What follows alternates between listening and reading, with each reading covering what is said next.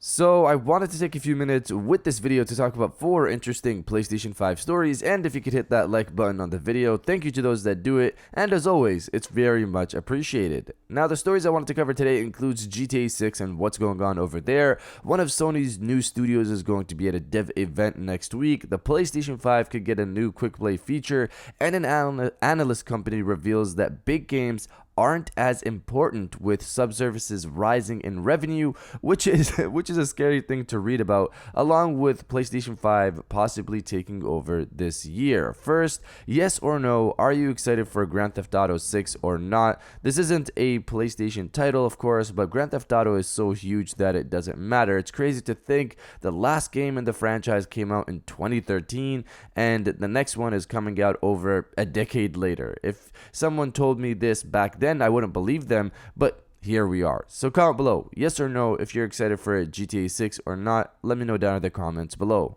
So this came out of nowhere. It's been officially confirmed that God of War Ragnarok will be releasing November 9th, which is a Wednesday, which is odd because they usually release games on Fridays. I don't know if that's because it's no Remembrance Day on Friday. I think the US has a different name for it, but maybe that's why. But they've also revealed that pre-orders for the game will go live on July 15th. There will be a pre-order edition, which will have like pre-launch stuff, a standard edition, a digital deluxe edition, and the reported collector's edition and Jotner editions, which we've talked about before. The latter two will have Thor's hammer again, which we already talked about. There's also a new CGI trailer out now, which is pretty cool. It's a pretty cool trailer, but again, I was personally hoping for more gameplay, but because of this, I'm assuming the gameplay trailer or gameplay walkthrough might not be far off. So that's all good stuff. This just came out of nowhere. I just wanted to slot it into the video because I knew a bunch of you were going to tell me this in the comments if I didn't have it. But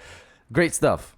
Now diving into the first story of the video, Firesprite Studios is set to be at a dev event next week. So Firesprite was acquired by Sony last year. The studio is working on 4 games that we know of, with a rumor they're also working on Twisted Metal as well. Out of those 4, only one has been announced, being Horizon Call of the Mountain, while the other 3 are confirmed via job listings. This is a productive studio, clearly. They've recently revealed that they'll be at Develop Conference, that's the name of it, Develop Conference next week. According to Develop Conference's Twitter, they're Europe's biggest conference and expo for game developers. I don't expect anything significant from Firesprite over there in terms of the gamer side, what we care about, but I wonder if we'll see maybe snippets of content as they showcase maybe Horizon Call of the Mountain or whatever they decide to showcase over there. I guess we'll see. It takes place between July 12th and 14th next week, so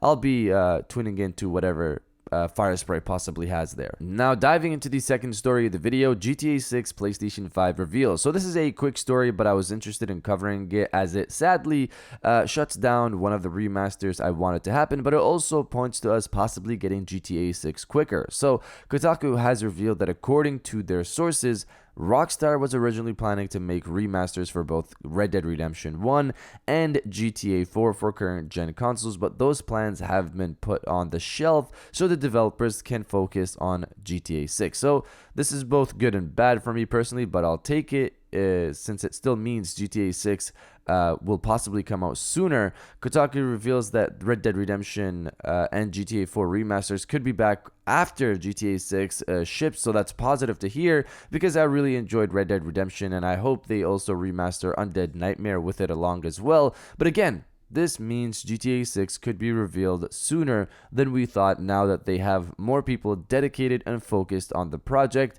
I'm personally excited to see what a next-gen Grand Theft Auto title looks like, so I'm ready for whenever they're ready to show it. But you guys let me know if you're sad to hear these remasters are dead for now, or do you not care? Let me know down in the comments below. Now diving into the third story of the video, we don't need big games for success in the industry, along with PS5 potentially taking over this year. So this was a scary article to read and I'll have it linked if you want to dive into it yourself, but this comes from analyst company DFC Intelligence, who revealed that the games industry is moving more and more to a games as a service and subscription model setup, it seems, stating this: In the latest DFC Intelligence Market Forecast, 2022 software revenue from console and PC games is expected to be 72 billion, up 5% over a record 2021.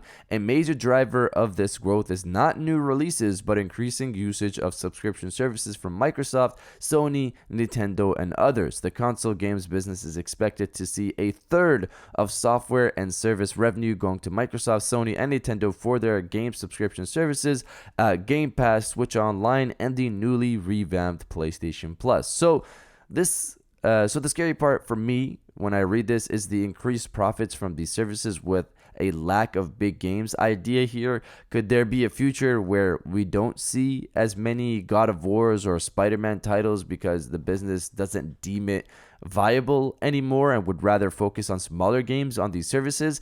I personally, of course, hope not, and at least for now, Sony seems dedicated to big titles with Ragnarok, Spider-Man 2, Wolverine, and more on the way. So hopefully that continues to be the same going forward and not just now. And in the future, hopefully we get, best of both worlds, games coming to PlayStation Plus along with big titles ready for sale like a God of War Ragnarok. But moving over to the PlayStation 5 Takeover, in terms of the PlayStation 5 Takeover, DFC Intelligence states that if Sony is able to reach their shipment count goals for this year, they'll outsell the Switch, which has pretty much been the king. They also state the Switch situation is because Switch sales are going down at this point after 20 and 2021 recording record sales, which I hope means a Switch Pro is around the corner because I've personally been waiting for that. And now diving into the final story of the video, PS5 quick play features. So this was pretty cool to read about, but once I started reading it, it sounded familiar, and it might sound familiar to some of you out there as well.